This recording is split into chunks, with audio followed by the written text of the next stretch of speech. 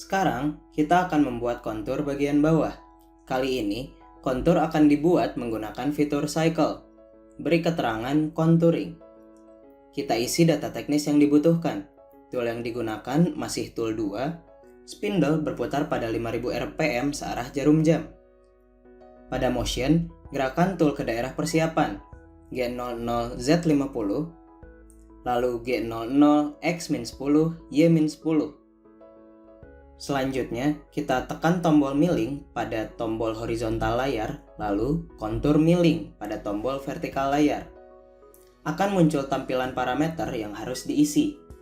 Namun, kali ini kita hanya akan memberi nama pada kontur yang akan dibuat pada kolom K-name. Saya beri nama contouring. Selanjutnya, tekan tombol attach contour pada tombol vertikal layar. Kita akan kembali ke layar programming, lalu tekan kontur pada tombol horizontal layar. Di sini, kita akan menggambar profil kontur yang kita inginkan. Pertama-tama, isi bidang kerja yang digunakan. Kita menggunakan bidang kerja XY, maka biarkan pada G17. Lalu isi koordinat awal profil yang diinginkan. Kita isi X7 dan Y0. Selanjutnya, isi gerakan persiapan yang diinginkan, G0 atau G1. Saya gunakan G0 untuk gerakan cepat. Klik Accept Element. Selanjutnya, kita membutuhkan garis vertikal. Untuk itu, pilih simbol garis vertikal pada tombol vertikal layar. Isi kolom Y dengan koordinat akhir pada sumbu Y yang diinginkan. Saya isi 61,35. Karena tidak ada transisi, kita kosongkan kolom selanjutnya, lalu Accept Element. Akan terbentuk garis vertikal dari Y0 ke Y61,35. Selanjutnya, kita akan membuat lengkungan. Klik simbol lengkungan pada tombol vertikal layar. Arah putaran yang diinginkan adalah clockwise. Radius lengkungan adalah 50. Kita ingin lengkungan berakhir pada Y86. Isi kolom Y dengan angka 86. Klik tombol dialog select. Pilih tangent trans untuk memilih lengkungan yang menyinggung garis lurus yang sebelumnya. Selanjutnya, klik simbol garis horizontal untuk melanjutkan kontur. Saya isi X dengan 63 dengan transisi berupa fillet atau RND berradius 2. Selanjutnya, kembali digunakan garis vertikal hingga Y0 untuk menutup kontur. Setelah selesai menggambar, klik Accept pada tombol vertikal layar. Data kontur akan muncul pada bagian bawah layar programming. Selanjutnya, klik Text Interface pada tombol horizontal layar untuk mengisi data pengerjaan kontur. Untuk bagian RTP hingga FFD sudah saya jelaskan sebelumnya.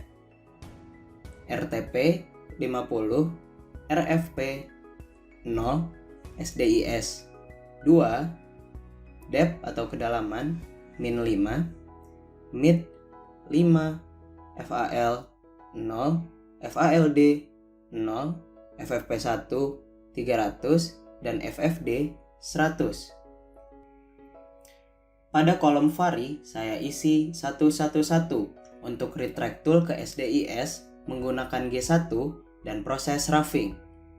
RL adalah kompensasi radius tool, akan saya gunakan yang sama seperti G41 pada upper contour, yaitu 41. AS1 dan AS2 merupakan pilihan jalur tool saat melakukan persiapan. Saya gunakan 12, yaitu gerakan 3 sumbu berbentuk seperempat lingkaran. LP1 dan LP2 merupakan panjang jalurnya. Saya isi 3. FF3 merupakan feed rate yang digunakan saat tool melakukan gerakan retract. Setelah itu, tekan OK. Perintah untuk contouring menggunakan cycle telah dibuat. Kini, kembalikan tool ke posisi aman pada return dengan G00Z300, lalu G00X300Y300. Selanjutnya, kita akan membuat rectangular pocket. Pocket ini memiliki kedalaman 3 mm, berukuran 40 x 30, dan memiliki center point di X36 Y24,1.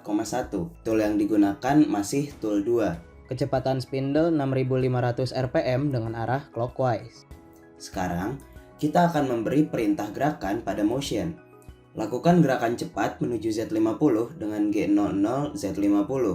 Lalu lanjutkan dengan menggerakkan sumbu X dan Y ke center pocket di X36 Y24,1. Sekarang, kita akan memulai pembuatan pocket menggunakan cycle yang tersedia. Tekan milling, lalu pilih standard pocket pada tombol vertikal layar. Pilih rectangular pocket. Kembali terdapat parameter yang harus diisi untuk proses pembuatan rectangular pocket menggunakan cycle. Tampilan parameter pembuatan rectangular pocket ini sama dengan circular pocket yang sebelumnya sudah diisi. Data yang akan diisikan pun sama, hanya berbeda pada kedalaman pocket yaitu dp min 3. Dan dimensi pocket, length width, isi 40 dan 30. Dengan corner radius CRAD 6.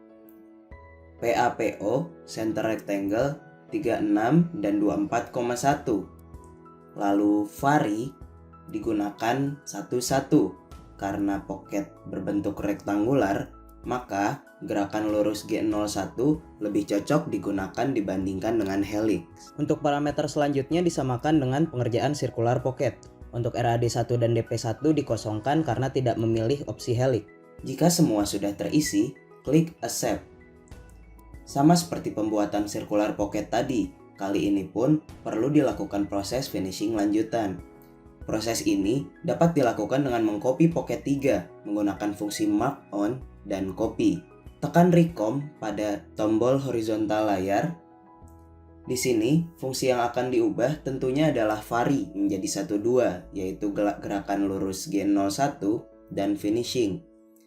Setelah itu, kembalikan pahat ke posisi aman pada bagian return menggunakan G00Z300, lalu G00X300, Y300.